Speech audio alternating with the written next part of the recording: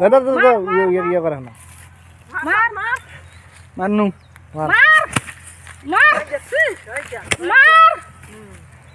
বাবা আরো মার মাথা মার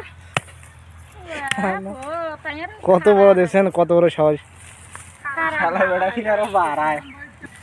জলত ফেলে দিলে বত্তিবে কি না বত্তিবে না, জলত ফেললে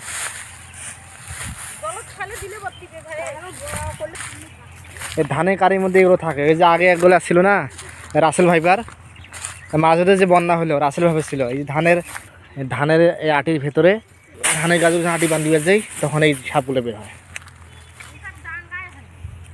বলছে ওর মাথা গেছে থেতলা হয়ে আরো বলে ডাঙ্গাইবি। এটা আরো বাসে কি না, এটা বত্তিবে না, এটা শেষ।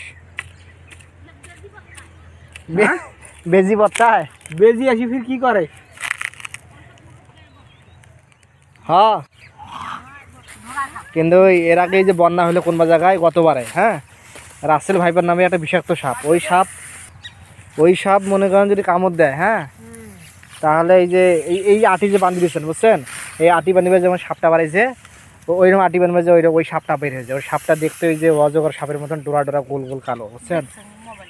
ওই সাপটা মানে ওই সাপের কারণে মানুষ কৃষি যারা আর কি যারা কাজ করে, হ্যাঁ, তারা ওই সাপের কামড় মানে কামড় খাওয়ার ভয়তে কাজে বাদ দিছে, কাজ যেমন বাঁচে তারপরে কাজ। এই যে মানুষের ডাকি ধান কাটা বা ধান বান্নার জন্য ওরা আসে না, নামলে সাপ এই যে এটা উল্টাইমেন দেখুন সাপ তো ঢুকে আছে, কিন্তু তারপর ভয় নাকি। কিন্তু ওই সাপ তারও ভয় নাকি, কিন্তু ওই সাপগুলো যদি তোমার কামড় দেয় বুঝছেন, তোমার মেডিকেল নিয়ে যেতে হয় মারা যাবেন, না ওই জায়গাতে মরবেন। আর যদি বাঁচেন বুঝছেন, তাহলে একটা বছর তোমার মনে করে শরীর অবস্থা খারাপ হয়ে যাবে, সুস্থ হইতে 1 বছর লাগবে, শরীরের মধ্যে আর কিছু থাকবে না। ওটা যে রাসেল ভাইপার, ওই সাপটা খুব বিষাক্ত সাপ।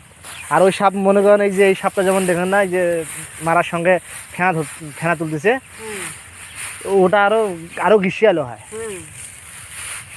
মানে এইরকম বিষাক্ত সাপ বন্যার পানিতে ভাসি আসছে।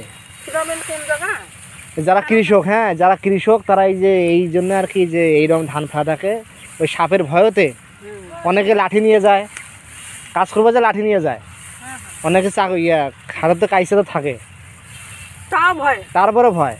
এই যে এটা হাত দিয়েছেন হুটকুরি সাপে ঢুকে থাকে, বান্ধিয়ে সারে থুম ওমা দেখো তো সাপটা এই অবস্থা বুঝছেন।